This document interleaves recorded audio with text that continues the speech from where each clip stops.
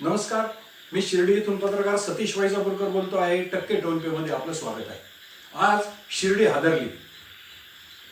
साई मंदिराला खेटून काल रात्री 9:30च्या सुमारास एका महिलेने दुसऱ्या महिलेची चाकूने सपासप वार करीत भर रस्त्यात हत्या केली. दुर्दैव असे की एका रस्त्याच्या या घटनेपासून जवळच पोलिसांची चौकी आहे. दुसऱ्या बाजूला नगर मनमाड रोडच्या कडेला तर पोलीस ठाणे आहे. साई संस्थांचे संरक्षण विभागातले कर्मचारी इथे कायम असतात. साई मंदिराच्या भिंतीला खेटून ही हत्या झाली आहे आणि भर बाजारपेठेत भाविकांची वर्दळ असताना ही हत्या झाली आहे. या हत्येचं गांभीर्य एवढं मोठं आहे की एका महिलेने चाकूने सपासप वार करीत दुसऱ्या महिलेची हत्या केली आहे. म्हणून मी सुरुवातीला शब्द वापरला, शिर्डी हादरली. ज्यांनी उघड्या डोळ्यांनी हा थरार ही क्रूर हत्या पाहिली ते दुकानदार घाबरून गेले, थिजले, गोठले, भाविक पळाले. आधी शिर्डी गर्दी अभावी ओस पडली. अशा हत्या वाढत चालल्या तर शिर्डी भकास होईल. इतकं मोठं अर्थकारण पंचक्रोशीचं उद्ध्वस्त होऊन जाईल. साई मंदिराच्या कडेला हत्या होत असेल तर धोरणकर्त्यांनी विचार करण्याची वेळ आली आहे. किती भयानक घटना आहे. आजवर शिर्डीत मर्डर झाले नाही, झाले. गुन्हेगारी आजही शिर्डीत आहे.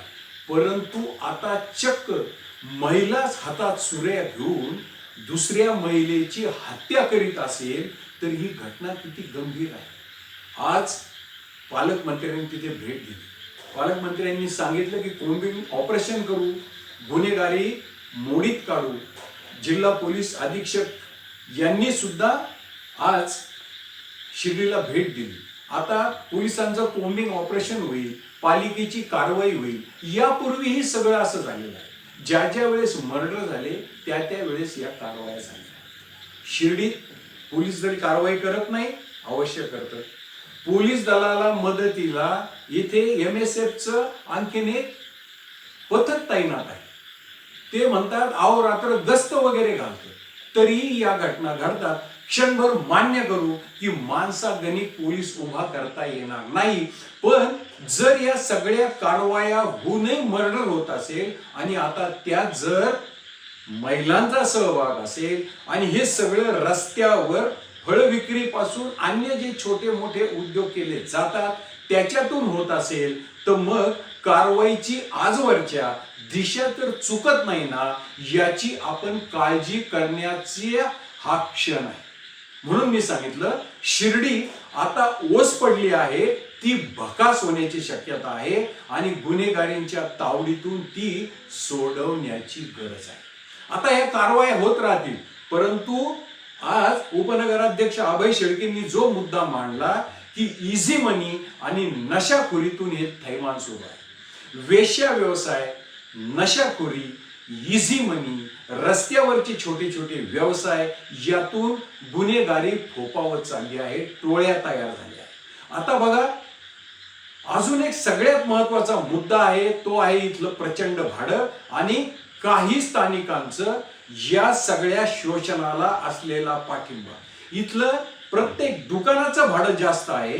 त्यामुळे जो इथे बाहेरून व्यवसाय करायला आलेला आहे त्याला ते भाडं देऊन नफा मिळवण्यासाठी रस्त्यावरच्या 4 टवाळखोरांना हाताशी धरून कापण्यासाठी गिऱ्हाईक घेऊन यावं लागतं आणि त्यातून भाविकांची लुटमार, गुन्हे म्हणजे या लोकांना इझी मनी मिळतो. इझी मनीतून गुन्हेगारी वाढती. हे गुपित सगळ्यांना ठाऊक आहे. आता फुटपाथवर व्यवसायाला बंदी झाली. सगळी ही बंदी ती बंदी, याला धरू त्याला धरू, या दोन्ही पण आरोपी महिला धरल्या गेल्या, सगळं खरं आहे. पण आजवर अशाच कारवाया झाल्या तरीही गुन्हेगारी का थांबत नाही, हत्या का थांबत नाही, तर या लूटमारीचं मुळातच मूळ भाविकांच्या लूटमारीत आहे. आणि भाविकांच्या लूटमारीतली एक जो घटक आहे त्याला इझी मनी म्हणून प्रचंड पैसा मिळतो आणि मग त्यातून गुन्हेगारी वाढते. ही गुन्हेगारी किती भयानक आहे तर राहत्याचं जे म्हणजे शिर्डीतल्या महाविद्यालयांचं शाळांची परिस्थिती तर कशी आहे हे सगळ्यांना ठाऊक आहे. राहत्याच्या महाविद्यालयाकडे जाणाऱ्या रस्त्यावर हे टवाळखोर, हे नशेखोर, हे दारूच्या बाटल्या फोडतात. ज्या रस्त्याने आपल्या विद्यार्थिनी सायकलवर जातात त्यांच्या समोर फुटलेल्या दारूच्या बाटल्यांचं दर्शन सकाळी सकाळी होतं. आता राहत्यातल्या MSF ने काही दिवसापासून अधूनमधून का होईना तिथे फेऱ्या चालू केल्या, म्हणून बाटल्या फुटणाऱ्या बाटल्यांची संख्या गेल्या 4-5 दिवसात तरी कमी झाली आहे. रस्त्याच्या कडेला गुन्हेगारांचा, नशाखोरांचा मुक्तपणे उच्छाद संपूर्ण शिर्डी पंचक्रोशीत सुरू आहे.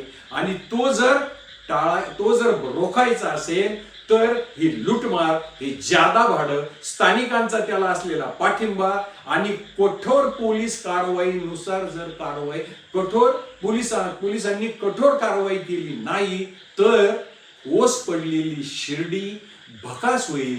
आज एका महिलेचे 2 कच्चे बच्चे मातृछत्र हरपलं, अनाथ झाले. ते कुटुंब आज पालिकेत येऊन आक्रोश करत होतं. ह्या आक्रोश तुमच्यावर, माझ्यावर, कोणावरही तशी वेळ येऊ शकते. आज परिस्थिती अशी आहे, शिर्डीत कुणीही सुरक्षित नाही अशी स्थिती प्रत्येकाला मनोमन वाटते आहे.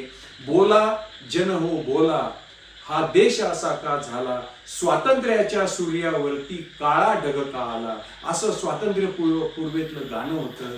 दुर्दैवाने देशाऐवजी तिथे शिर्डी हा शब्द टाकण्याची वेळ येऊ नये एवढीच माझी साईचरणी प्रार्थना. आणि आजच्या घटनेहून पोलीस, स्थानिक रहिवासी आणि साई संस्थान, पालिका या सर्वांनीच बोध घ्यावा, अन्यथा शिर्डीचं भविष्य कठीण आहे. कारण आता गुन्हेगारीत महिला देखील, त्यांचा देखील सहभाग वाढला आहे. हे अतिशय गंभीर प्रकरण आहे. मी आज या घटनेचं केलेलं विश्लेषण आपणास आवडलं असेल तर माझं टक्के टोनपे हे चॅनल सबस्क्राईब करा, लाईक करा, शेअर करा. जय हिंद, जय महाराष्ट्र.